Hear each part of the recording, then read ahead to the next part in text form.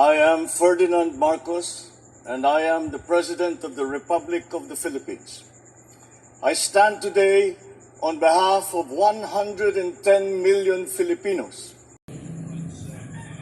Hello people and hello universe, it's me again. Shoutout sa inyo mga kababayan. Hello sa mga Marcos loyalists and supporters. Nako, mga besyang, mayroon tayong good news for everybody. Kung nakikita nyo ito guys, itong World Economic Forum between our President Ferdinand Marcos Jr. and the other one, yung itong isang banyaga, hindi ko, ano ba pangalan, kalimutan ko. But anyway, nako, sinugod tayo ng mga world business leader. Nandito sila sa Pilipinas. Sinugod si Pangulong Marcos Jr. sa Malacanang. Kaya ang world economic forum ay nasa Pilipinas, kung nasaan nakikita nyo ngayon yung interview ni Pangulong Marcos Jr. Grabe, no? Grabe itong world leader, guys. Talagang, the world business leaders sa buong mundo talaga naman humanga kay Pangulong Marcos Jr. Well, ako talagang speechless ako sa galing niya talaga. And of course guys, no, may napansin ako dito kaya SMC President CEO Ramon Ang. Talaga naman guys, tinutulungan niya si Pangulong Marcos Jr. mag-promote na magandang mag-invest sa Pilipinas. Ang galing, buti pa yan. Ipinagmalaki niya ang Pilipinas kaysa yung mga taong nagrarally, walang kakwenta-kwenta. Nako. So anyway guys, panoorin nyo to ng full video. Mahaba ito pero okay lang. Marami kayong matutunan at mahanga-hanga kayo talaga sa ating mahal na Pangulo. Thank you for watching. See you again on my next upload video. Bye and baboos. God bless Philippines. Ito na. Last year, I really enjoyed our dialogue there, and thank you so much for your speech today. As you can see, there is huge international interest in the Philippines, and we also know that Secretary Raimondo was visiting you last week with a big business delegation from the U.S. We are here today with the distinguished delegation, and also thank you to all our friends in the Philippines for making this happening. And this afternoon, I think you're receiving Secretary Blinken. So I think all this interest also shows that there is a lot of trust in your leadership, but also in the economic performance of the Philippines. We are expecting also very strong growth this year in the Philippines, but even more important, we do think that there is just a question of time before the Philippines is a $2 trillion economy and moves to the 18th largest economy in the world and then to the 12th. What do you think, Mr. President, are the most important measures to take in the coming year to make sure that you reach the goal of 2 trillion and that you become even a stronger economy globally? Wow. Well, in our view, and it has been, we have been consistent in that we feel that we really, at the very, very start of this, is that we have to go back to basics, but not basics as they were before the pandemic, the new basics for the post-pandemic world economy. And we are continuing to do that. When I speak of that, I mean in terms of the food supply and nutrition for our people, the shift from from fossil fuels to renewable fuels, considering that this is done in the context of hoping to increase our power supply and to decrease the costs of that power supply. And of course, after that, after just making more efficient the bureaucracy, digitalizing as much of the economy as we possibly can, and for that I speak mostly on the public sector. The private sector has really, by necessity, has had to keep up with the rest of the world in terms of digitalization. Unfortunately, it's the bureaucracy, the government functions that have taken the back seat. And so we are trying to work on that. And we are making good progress as we have, I think it comes from that very early recognition that the digital space is the space of growth. And so we are moving in, continues to move in that direction. So having attended to, or continue as we have attended to the basic areas of the economy, then we now move on to the initiatives that we would like to introduce. And those are, what I spoke of in my speech, are the investments that come from private partners, even G2O also, but government-to-government investments are also something that we are hoping to increase. And these investments also must be directed properly. They cannot be just investments that are just perhaps very profitable, but do not really help the economy grow. So growth is still the main aim. I think we grow, the idea is that we grow the economy out of the doldrums of the post-pandemic situation, and so that is absolutely needed, because the truth of the matter is the Philippines does not corner any market in any world market, and therefore investments are going to be key. But these are what we speak are, of course, a commitment in the capital investments of the new sectors, not in the smokestack industries so much, but really again in the digital space and in the new technologies and in the new industries that have arisen from that. I speak of green minerals, battery production, the new technologies that we need to be adopting. So part of that, and so to play a large part in that, we are also focusing a great deal on the reskilling and upskilling of our people. So whenever we speak of investments, I always ask the prospective investor if we have, in fact, a training program, if there is a transfer of technology, because this is going to be essential. And so far, I think that it serves the interests of both the private side and the public side, that this continuous training and upskilling of our workers is conducted. Not only so that they are able to work in the areas that are important in the new economy, but also because we have a very significant part of our economy is dependent on our overseas workers.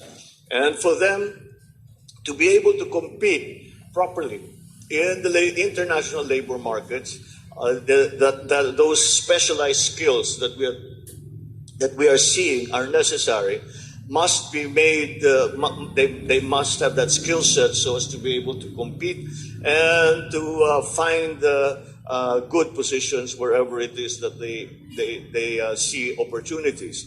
It has been fairly successful. It has been so successful, in fact, that we are always worried about the talent that stays at home. And that's why it even brings more importance and more impetus to our continuing training and development, adoption of the new technologies that are available in the world. And this is just something that technology is moving so quickly. We hold very much hope for the new technologies to solve some of these problems, but the technology moves so quickly, so we have to move quickly with it. And that is these are the areas that we have decided to focus on, to continue the growth trend of the Philippines and to make the economy stronger. Well, thank you so much, Mr. President, for sharing this vision. And this also just underline that we are faced with a paradigm shift with new digital intelligent economy that we're faced with. And we do strongly believe that, as you underlined, right skilling and upskilling is critical, and the generative AI and the new technologies will be a major game changer and can increase productivity with 30% in the coming decade. But there are some concerns that these new technologies will just underpin that the winner takes it all. That's only the economies of size and the big companies that can succeed, at least on the hardware side. But there is also a big software side of this. So how do you think that the Philippines are ready for being part of this growth story? You already touched on it, but are you seeing this as a challenge and a threat, or more as an opportunity with the Philippines that are such a populous country with 110 million people and very skilled in English? Well, it's difficult to categorize it simply as a challenge or a threat, because any sharp blade cuts both ways. And we, I think, are seeing this now with AI, where we're still trying to figure out. We know how powerful it is, and we know how powerful it is going to be, even more so than it is now. We can see the necessity for AI, because there are many things that what we are doing is becoming more complicated, and we have to act very swiftly to be able to adjust to whatever occurrences there are.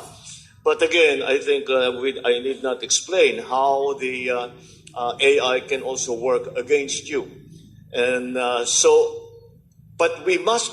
There's a very clear understanding on our part that we must be part of that. Now, the asset, I mentioned this when we were in Davos, the main asset when it comes especially to the new technologies is our workforce. We have a young workforce. They are well trained. They are accustomed to working with foreign entities. English speaking is not a small aspect to that. And so it is a workforce that I think, considering especially that many of the countries surrounding us have a graying workforce, and we have begun to see the diminishing of the birth rates in some ASEAN countries. But as I always say, the Philippines is a good Catholic country, so we make sure our birth rates remain healthy. It's something that other countries see as a large challenge now, with fertility rate going so dramatically down. So I got your message. We should all listen more to the Pope in that respect. Mr. President, you also kindly opened up for questions from some of the CEOs. But before doing so, I think we need to also address any elephants in the room. And of course, we already touched on the G2 competition between the US and China, almost half of the global economy. And we are seeing no growth in the global economy, but we are all worried that the geopolitical recession that we're faced with, the geopolitical tension, can influence negatively on growth. Your perspective on that, and of course, you also have a large neighbor in the north that you are handling. Any insight on your strategy to make sure that you can see a win-win situation there and not a lose-lose situation moving forward, but based on, of course, the interest of your country? Well, certainly, doing all of these things that we are talking about in the context of a very volatile geopolitical situation here in the region, in Central Europe, Central and Eastern Europe, with Ukraine and the Middle East. But when I say Middle East, that's where it began, but it has now spread to other parts of the world. That certainly presents an enormous challenge, and the realignment within the great powers for a small country like the Philippines is something that we have to be able to manage, at least for ourselves. We have little influence on what the great powers will do. We do, however, we are able, however, to deal with every power. One of the first expressions of foreign policy that I made was that we are a friend to all and an enemy to none. And the only way that I see we are able to do that is to separate politics and the economy. And we'll see what's good for the economy. And so long as it does not impact poorly upon the political life here in the Philippines, then I think it is an acceptable activity to enter into. It's not, as you can imagine, because economic power is also used as political power in many of these instances. So it is not that simple, but we must continue to make that delineation, and hopefully we make the right choices so that our political stability, our political sovereignty, and sovereign rights are defended robustly, at the same time that we are able to deal with any country in the world, no matter what their political leanings might be, no matter what their alliances might be. But again, it is a difficult situation. It's a difficult problem. Do not underestimate how complicated it can get. But we, as long as we have a guiding principle, and that is to separate the two things as much as possible. It's not necessarily, it's not a binary solution, but it is something that we need to do if we are going to continue to grow the economy and yet maintain our political stability in the Philippines. Well, thank you very much, and thank you also in Davos. You were very candid on this topic, remember? And it created a lot of news on this. It's very interesting. So now the first I will turn to is Rajiv Khanna, Sumitomo Mitsui Banking Corporation, SMBC. You're very familiar with them. You're over there, Rajiv. You have a mic even? Yes? Yeah. Thank you, Bernip, and thank you, Your Excellency, Mr. President, for painting the growth story and aspirations for Philippines. As was mentioned, I represent Sumitomo Mitsui Bank from Japan, and we've been in the country since 1975, and last year we completed the largest FDI from Japan into Philippines under your administration. I think I do hope that this is kind of a leading indicator to more investments coming from Japan rather than us leading these FDI league tables from Japan. I think in terms of the renewable sector and sustainable infrastructure sector, that's a key focus for our bank. We have been a global player in this space, and I think I commend your administration on the very positive steps taken, including the introduction of the green lanes, as you mentioned, the simplification of the DOE process, as well as the bidding processes which have been executed, and finally also allowing increased foreign ownerships in terms of the renewable sector. I believe that if we look at the wider region in Asia, which I lead for the bank, I do see Philippines as a very important market for us. I think particularly in terms of the renewable sector, I think Philippines has a number of strengths. Historically, it has geothermal capabilities, it has pumped hydro and hydro capability, and now more recently the focus on solar and wind, I think, is quite encouraging for us. So we would also like to encourage you and the administration to continue to grow this sort of process and keep a very stable pipeline of opportunities, because for banks and institutions and investors, it's quite important that we have a steady stream of opportunities which allows us to commit resources and commit investments into your country. And I think we are quite happy to basically increase our capital allocation, which we've already done when we announced our investment into RCBC Bank in Philippines. Thank you. Thank you. Thank you very much. This is precisely the kind of precisely the type of economic activity that would be very beneficial to the Philippines. You touched upon it tangentially, climate change. That's perhaps I was remiss in not mentioning that, because no discussions that we have in government now do not include measures to mitigate, to adapt to climate change. We in the Philippines have once again achieved the dubious distinction of being the most vulnerable country to the effects of climate change. And so that adds another dimension to everything that we do. Because if you will remember in the remarks that I just made, everything, all the development that we talk about is premised on it being sustainable. And that is something that we really are very serious about, because we feel the effects. I was on my way here, we were all remarking on the fact that it's raining a little bit. And this is strange, because we are in the middle of a drought. For a bit beyond that, for example, here in the northern part of the country right now, we are suffering a drought. And the agricultural cost to that drought has already reached the billions of pesos. We have been able to prepare for it to a certain extent, but nonetheless, that is a problem. So that is a situation in the northern part of the country. In the southern part of the country, we're suffering floods.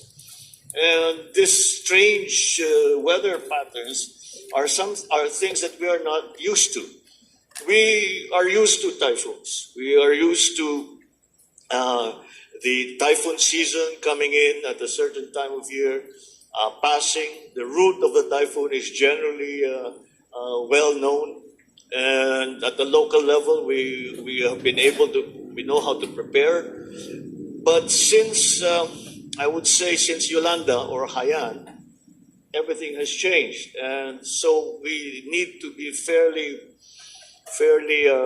quick on our feet when we try to analyze what is going to happen.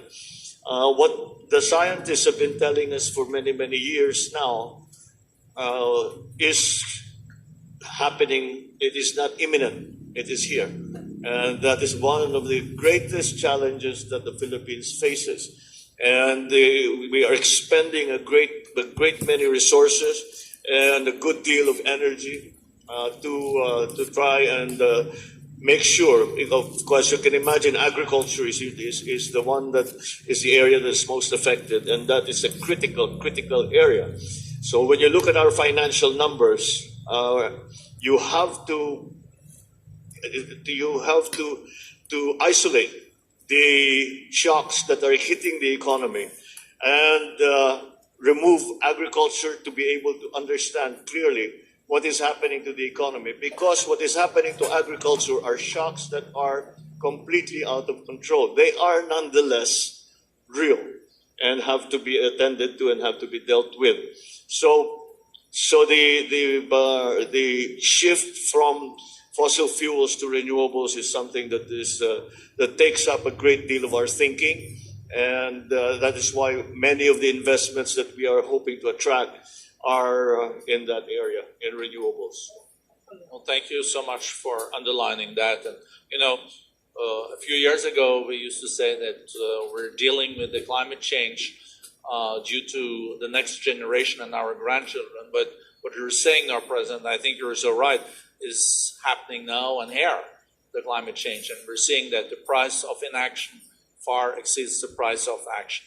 But we're also touched on the digital economies. I think it would be good to have someone on this. I think Jackie Wang, Google, where are you, Jackie? I think you have a comment or a question also to the President. He already spoke a lot about the digital as an opportunity and no more digital divide. Hello, Mr. President. Thank you so much for that speech. My name is Jackie. I'm the country manager for Google Philippines here. So you mentioned and you speak a lot of digitization, and from a Google perspective, when we look at our digital economy report, our report reflects a lot of what you mentioned about the growth potential and the amazing growth that we've seen in Philippines. In Philippines in 2023, the digital economy is as big as $23 billion in Wow. gross merchandising value, and that's a compound CAGR growth of 16%. You also mentioned the importance of digitization around upskilling and reskilling. My question for you is, what do you see is the biggest challenge when it comes to digitization, and how companies like Google, from the private sector, of many of us in this room, how can we help in this digitization journey to help make a digital Philippines? Well, we are still at the level where we are worried about connectivity. And we are working very hard because being an island nation, that becomes a real factor, that becomes a real challenge. And to start with was with government. When we first came into office, we conducted a survey and on what are the consumers' habits when it comes to the use of the internet. And we got back a statistic which was really rather worrisome, and that was that 95% of an ordinary Filipino citizen's activities in terms of payment, for example, clearances and all that, 95% of their activity is over the internet. The last 5% was government. And that's why we still are falling behind. We are catching up though, because there have been several groups that have come in that have extended our fiber optic network and have been setting up data centers. And we are hoping we are slowly starting to design a cloud specifically for the Philippines, so that there is some security. Having said security, the cybersecurity problem has become quite pronounced, and this is maybe the darker side of the technology. We have many instances where there are scams and there is hacking. In terms of actual security, we also have fallen victim to a great many of these nefarious activities. And so, yes, so those are the areas that we worry about. If you want to know more, seated at your table is the Secretary of Information Technology and Communication. So I'm sure he will give you an earful as to the detailed situation here in the Philippines. Thank you, and we will hear more from the Secretary a little bit later, so we'll tap into him. You know that there is Kaya ni ano yan, guys? Ni Garotay sa interview. In the Philippines. And when I looked at the numbers on FDIs compared to some other countries, the FDI being invested into the Philippines are still a bit lower than in some neighboring countries. And I was thinking, Prashant Kumar, you're with KKR, KKR being one of the largest then private equity companies in the world. What will it take, and maybe you have a separate question to the President too, but if you in 15 seconds can say what it will take to get even more FDIs into the Philippines, it would be good, and maybe a question to the President. Thank you, Borgen. Kaya ni Garotay yan yung interview na ganyan, mga bes. We have been investing in Philippines for last several years. Wow. Invested with many partners, in a company called Grosari, which is enabling sari-sari stores with lands, with Manny Pangilinan in Metro Pacific hospitals, in Maya, to your point about digitalization, creating a digital bank, and payments access for many underbanked consumers, as well as in infrastructure in Pinnacle Towers, Frontier, which is creating telecom towers around the country and in generation. So So we have thank you for all of your leadership and your administration's leadership in enabling investors like us to Wow. come in and invest here. Galing. One of the points that I wanted to highlight is it'll be great for the country to really showcase success stories of investments in the country around the world. I think a lot of people would benefit from hearing more about the changes that you and your administration have made, which are really enabling investments across digitalization and infrastructure, specifically in climate, as going forward. And that's one thing which many investors around the world are less familiar about, the things that have changed.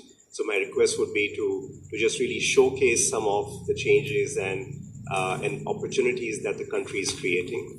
And then the second one, which we've been discussing with some of your colleagues in the administration, has been around creating the basic foundational layer for digitalization, which enable national ID, credit bureaus, around foundations, which then the businesses can come in and invest and start creating new opportunities for the consumers. So, but we are very excited about investing here. Again, question to you and your thoughts on what can we as investors, foreign investors, do to create more awareness, and what can we do to support your agenda in drawing more FDI into the country? Thank you for that. And but I'm quite pleased that the areas that you mentioned are the areas that we are working very hard on. But these are structural changes that we have to make, and by their very nature, structural changes. Although we can make them in as quickly as possible, the effects as they go through the processes of the economy do take time, and so we have, I think, properly identified the areas that need work, and some of those have already been, in terms of legislation, for example, some of those obsolete, shall we say, legislation has now been amended to be more open. There are two elements to what we have tried to do. Number one is the recognition of the private sector as a full partner in the development of the economy. And second is to open the economy and to bring more, the foreign investments in. But not foreign investments just because they're foreign investments. Foreign investments in the areas that we feel need more work, and that is why I'm pleased that the areas that you mentioned are things that we have been looking at and have started to make the necessary changes, necessary structural changes. People. In Davos, we were talking about recovery. I speak of transformation. I no longer speak about recovery. We have to transform the economy, and we have to transform the way we do business. We have to transform the way we think in many ways, and that's what we are hoping to try and do. Again, my confidence really comes from the fact of the workforce that I have such great faith in, because they have the record of the Philippine workforce here and abroad, especially abroad, has been rather good, and that's why I know that the Filipinos can in fact do the job, and it's just a question of us, together with private sector partners, training them and getting those skill sets available, making those skill sets available to them, putting up programs to make them to certify them in whatever specific skills are necessary. So again, that it is I suppose maybe it's a bit of a selective process in terms of FDI coming into the country, but any additional activity, of course, is welcome. But of course, we focus as well on specific areas. We talk about agriculture. We talk about mineral processing, we talk about battery production, we talk about renewables, the renewable shift, we talk about digitalization. These are the areas that we feel need focus. And I have to say that the potential investors or the present investors who would like to expand their operations and potential investors who have yet to come to the Philippines have actually responded in those particular areas. And so I think that we are headed down the right path. It's still nip and tuck a little bit as we go along, but I think overall I'm confident that we have made the right choices. Thank you very much, Mr. President. With your permission, maybe I can take one more, and then from a successful Filipino, because we're now heard from the international community, but we knew and know from the delegation you brought with you in Davos a year ago, there's so much also strong businesses here in the Philippines, and maybe it's hard to then make a choice, but I see Ramon Ang from San Miguel sitting over there. He is very eloquent, as you know. So I'm thinking, Ramon, the Philippines economy is growing fast, and I guess you're optimistic about the future. Any questions to the President? First of all, I would like to thank the President and Borgie for this opportunity. I'd like to share with our guest today about the questions when I was in Davos 2 years ago. You know, in that conference, people are saying Philippines is not competitive because our power rates are so expensive and our fuel prices are so expensive in this country. But the truth is, Philippines, if you compare it apple to apple, actual cost of power and fuel is the lowest in Asia, except Philippine government imposed excise tax and VAT. Wow. And of course, plus all other countries around the region are subsidizing their fuel and power. You know. But of course, that cannot last forever. Like our neighboring country, Malaysia, is subsidizing $20 billion a year. And Philippines, being a modern country, tama ba yan, sir? Modern. And market force. Philippines practice market force. So in this country, we don't subsidize and we impose taxes. You know. So, and also I'd like to share with our guests here today, do you know that Philippines is one of the earliest to develop geothermal power? Buti pa Our ito. first geothermal power was built in 1977. And today our geothermal is 2,000 megawatt. Wow. And Philippines is also one of the first in Asia to build nuclear power plant in 1976. And also we operated discovered our Malampaya natural gas early on in 1980s. So Philippines, by the way, also solar. I was talking to my colleague here. Solar was first built in the Philippines in 1980. Wow. Way ahead of everybody in Asia. So Philippines is very, very advanced during the 60s, 70s, and 80s. And the unfortunate event of military takeover stopped everything. And now we are trying to catch up thanks to our beloved President. Thank you, po. Thank you. Thank you, Ramon. Well, he has the SMC, San Miguel has really been a very large part. Sabina Boitis is smiling. Maybe he has different figures from Ramon in terms of the power generation.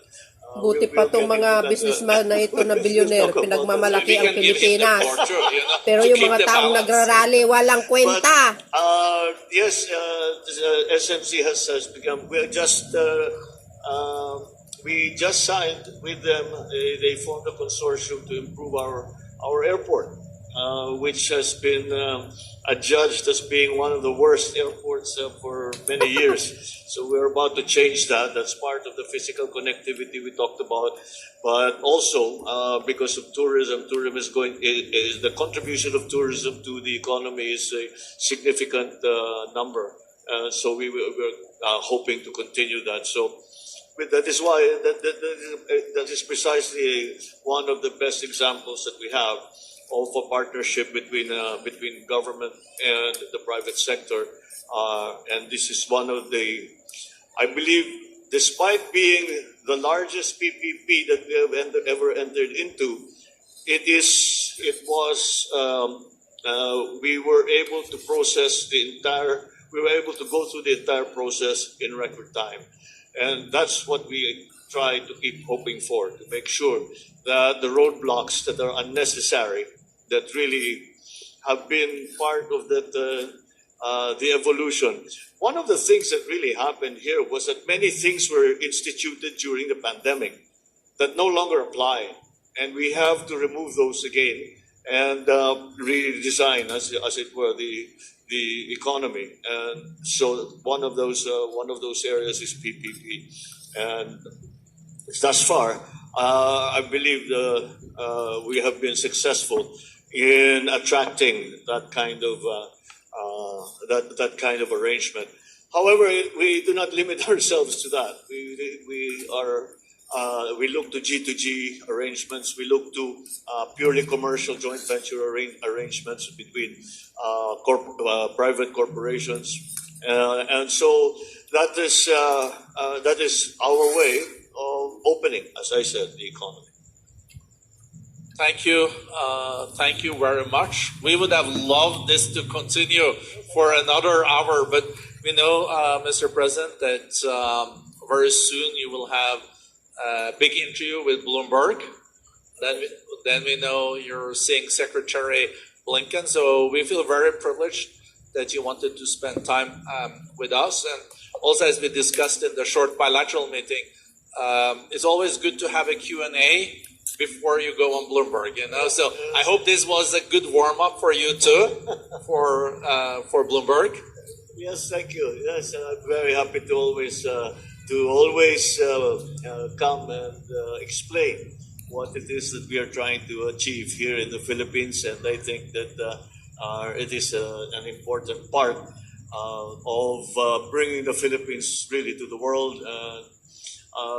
One of the comments that I made very early on again in the administration was that we have to reintroduce the Philippines to the world because we have become insular.